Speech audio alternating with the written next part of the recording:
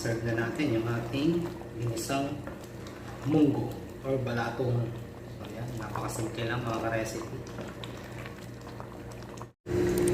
Hello mga ka-recipe, so for today's video magluluto tayo ng ginisang munggo, lutong probinsya. So ito yung ating munggo mga ka-recipe.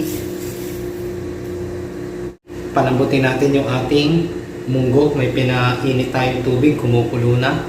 Hulog natin yung ating munggo.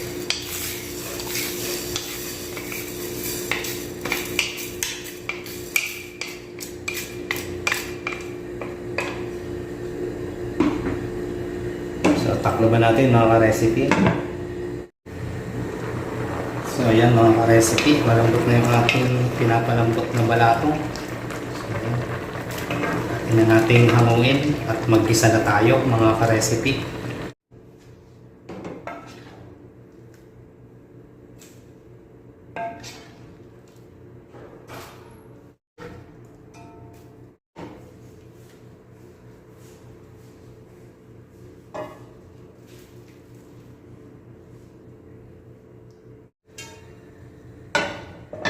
So, mag-isa na tayo mga ka-recipe. Lagyan natin ng mantika. Unahin natin mga ka-recipe yung ating luya.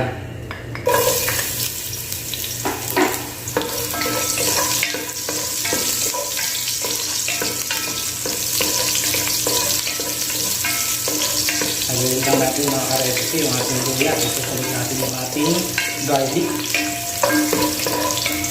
Sunod na natin mga ka-recipe yung ating garlic.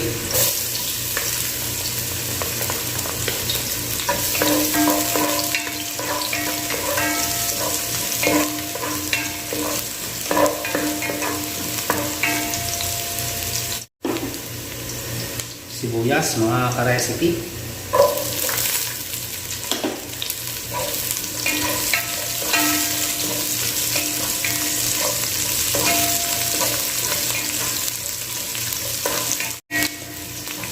At kapag gisang-gisa na mga ka-recipe ang ating luya at sayong bawang at sibuyas, sunod natin yung ating kamatis.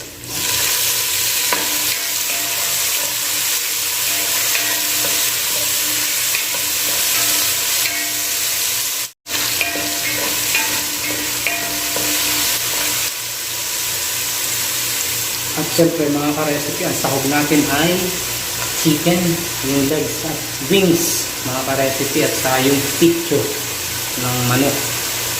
Lagay natin. Palasahan natin ng patis, yung ating fish sauce.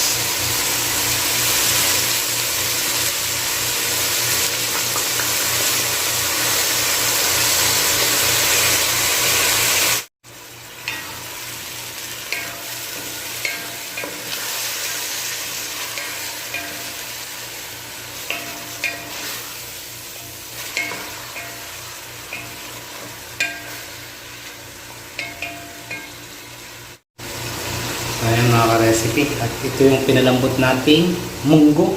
So sasama na natin. Ihulog lang natin yung ating munggo.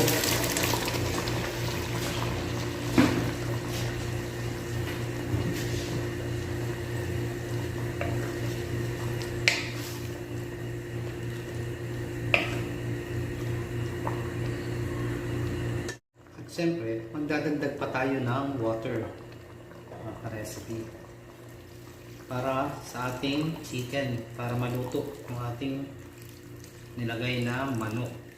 Mga ka-recipe, takluban natin para mas mabilis maluto yung ating chicken, yung ating chicken wings at sa yung ating legs ng manok, sa yung picture.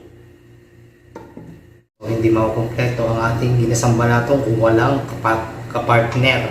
So ito yung ating tilapia, ipiprito natin para may partner ang ating ginisang balatong. Ito ating tilapia mga ka-recipe. So palasahan natin o i-marinate na lang natin sa asin bago natin iprito. Siyempre hiwaan muna natin mga ka-recipe para lasang-lasa yung asin sa loob na kalamnan ng ating tilapia. Hiwaan lang natin ng dalawang hiwa ang ating tilapia.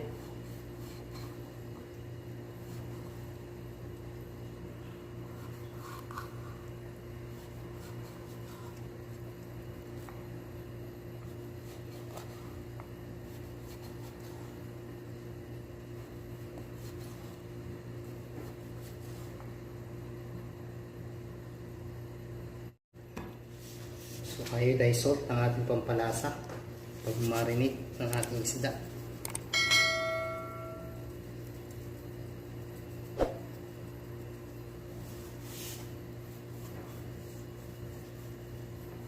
At syempre, baliktarin natin yung kabilang side para magkaroon din ng lasa.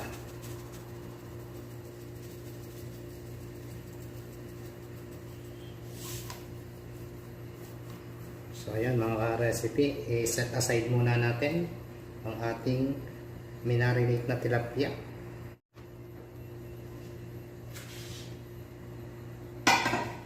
Ngayon mga recipe, titimplahan na natin yung ating ginisang balatong.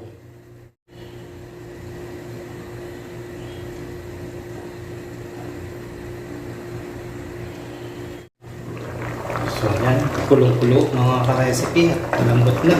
Luto na rin yung ating chicken, yung ating sahog na chicken, yung ating pakpak, legs ng manok. So tamang-tama lang yung lapot niya mga ka-recipe. So ngayon, palasahan na natin ang ating ginisang balatong. Mga ka-recipe, lagay na natin yung ating ampalaya.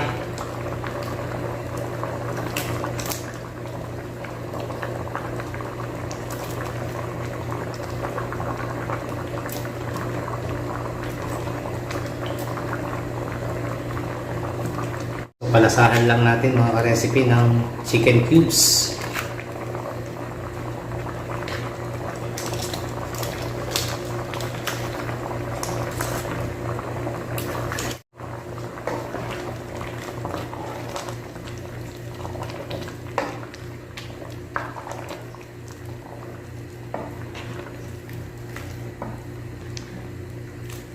Mga ka-recipe, lalagyan natin ng sili na mahaba para malasa yung bumang-bango yung ating ginisang balatong.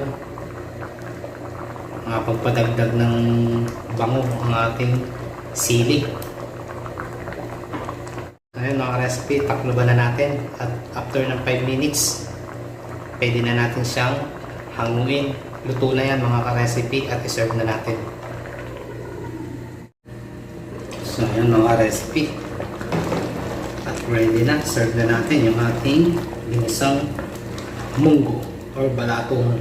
So ayan, napakasimple lang mga recipe. So serve na natin mga recipe. So ayan, piprito natin yung ating tilapia. Kaya ng mantika. So ayan mga recipe, yung ating kapatner ng ating ginisang balatong, pritong tilapia.